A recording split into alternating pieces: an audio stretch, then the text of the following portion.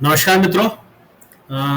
ये starting of the month है, इसी के कारण मैं फिर से आप लोगों को एक बार फिर से जो भी हमारे हिटाची के फ्रेंचाइजी हैं और वो उनका सेटलमेंट जो है वो उनके करंट अकाउंट में आता है। ठीक है, वो एक्सिस, इंडेंट या आईसीआईसी एसआर के माध्यम से पैसे उनको नहीं मिलते हैं।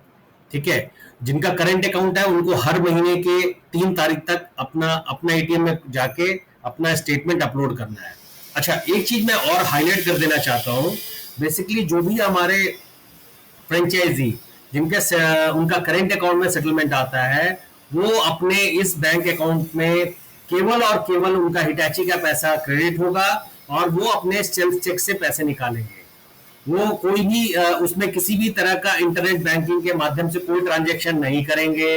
ना तो उस अकाउंट में किसी तरह के पैसे आने चाहिए, ना इस अकाउंट से किसी तरह से पैसे कहीं जाने चाहिए। मतलब आप, और ना ही आप इसका किसी तरह से कोई कार्ड का यूज कर सकते हैं किसी एटीएम में जाके।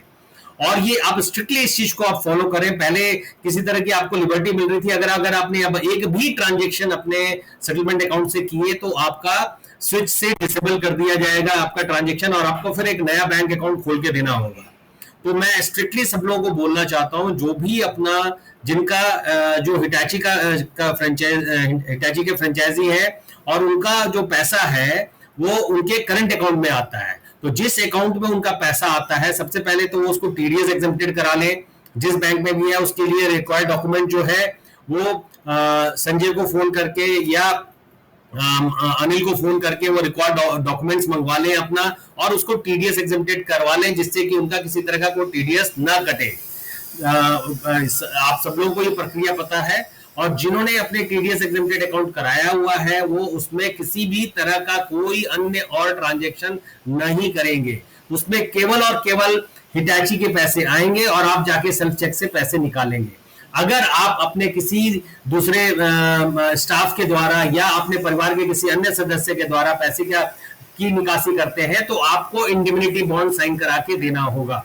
ये भी काफी अनिवार्य है। तो जो भी व्यक्ति, मान लीजिए सपोज उनके वाइफ के नाम पे फ्रेंचाइजी है और वो खुद जाके पैसे निकालते हैं, तो वो निश्चित ही हमसे इंडिमिनिटी बॉन्ड मांग के वो उस इंडिमिनिटी बॉन्ड को साइन करके दे देंगे और उसके पश्चात ही ट्रांजेक्शन करें। किसी भी तरह का कोई third party transaction Hitachi settlement account में नहीं होना चाहिए। और आप ये बिल्कुल स्ट्रिक्ट इसको ये मान के चले, अगर किसी भी तरह का एक भी ट्रांजेक्शन आपका अगर बाहर का होगा तो आपको पहले बात तो रिकंसिलिएशन सर्टिफिकेट नहीं मिलेगा।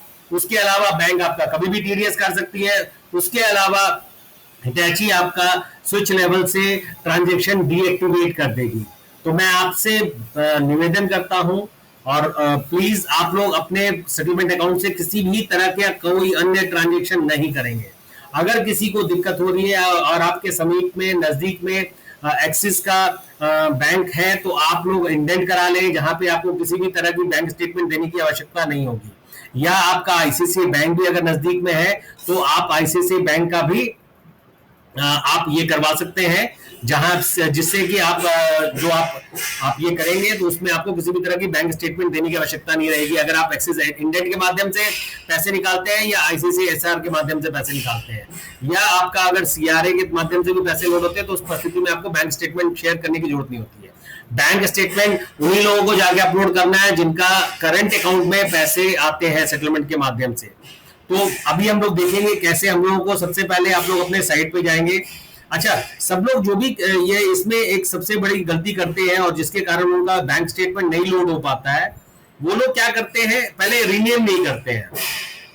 तो मैं आपको दिखाना चाहूंगा, जैसे अभी तवर ने हमको अभी बैंक स्टेटमेंट अपना शेयर किया, तो उन्होंने जो तवर ने जो बैंक स्टेटमेंट मेरे को शेयर किया, मैं आपको उसमें दिखाऊंगा उन्होंने कैसे शेयर किया और क्यों नहीं वो अपलोड हो रहा था। अब यहाँ पे ओपी ट्रांजेक्शन हिस्ट्री ऐसे नहीं होना होगा, क्योंकि बेसिकली इसको रीड आउट करता है।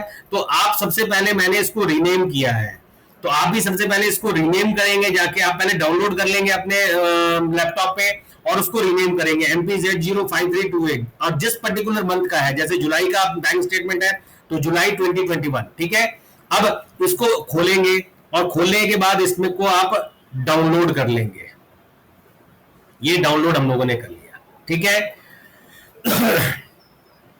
अब यहां पे आप जाएंगे, अपना एटीएम में जाएंगे, आपका स्टेटमेंट अपलोड में जाएंगे, स्टेटमेंट अपलोड करने के बाद फिर आप मंथ में जाएंगे, जुलाई आ गया।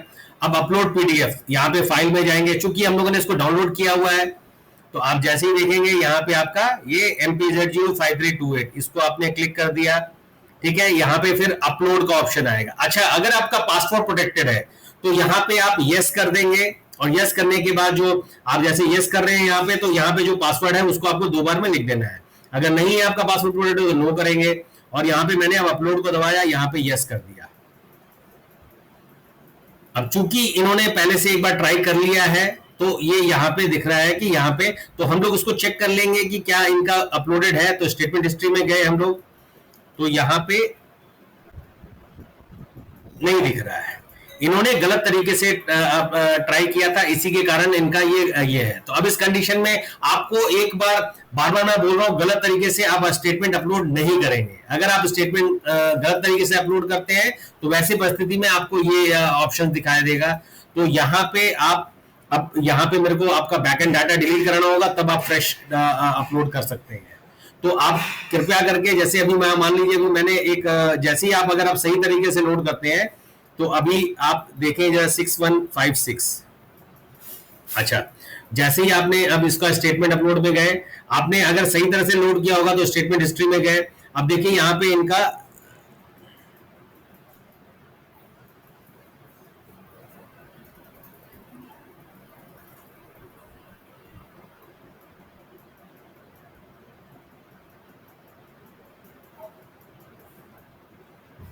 अब जुलाई 2021, ठीक है, ये जनरेटेड है ना।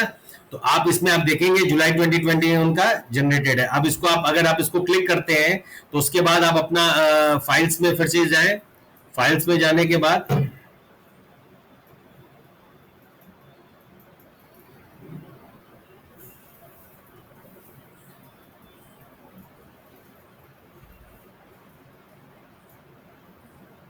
आप लोग इंटरनल स्टोरेज में गए, इंटरनल स्टोरेज में जाने के बाद अपना एटीएम में गए,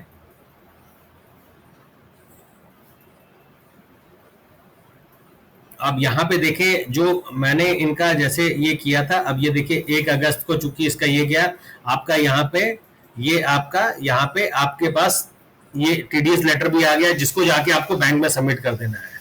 अब देखिए ये हमने अभी, अगर सही तरह से आप लोड करेंगे तो तुरंत आप लोगों को हाथ का, मतलब बिल्कुल इंस्टेंटली आपका रिकंसिलिएशन लेटर आपको मिल जाता है। आपको किसी को फोन करने की आवश्यकता नहीं है, जिसको आप जाके देखिए टोटल वैल्यू लिख लिया, ये पूरा तरह से ये कर रहा है। अगर आपका साफ सुथरा बैंक स्टेटमेंट है तो आसानी से पूरा जो सेल्फ ऑटोमेटेड जो सॉफ्टवेयर अभी हिटैची यूज कर रही है, यहाँ पे आपका देखिए जो भी टोटल अमाउंट है वो ले रहा है, ठीक है।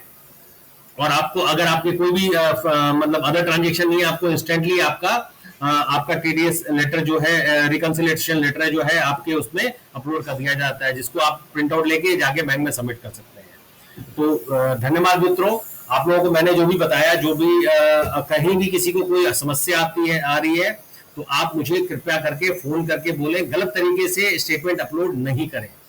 धन्यवाद मित्रों।